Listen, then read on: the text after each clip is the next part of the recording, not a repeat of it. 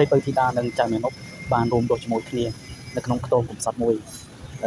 បងប្អូនធ្លាប់ឮពាក្យគេនិយាយថាកន្ទែរហែកចានបែកក៏ជាមានប្រាក់សម្រាប់បងបាទពួកគាត់បានដូចបំណងជួបគ្នាបានដូចបំណងតែសោកស្ដាយនៅរយៈពេលក្រោយមកមានរឿងដែលមិនគួរឲ្យជឿ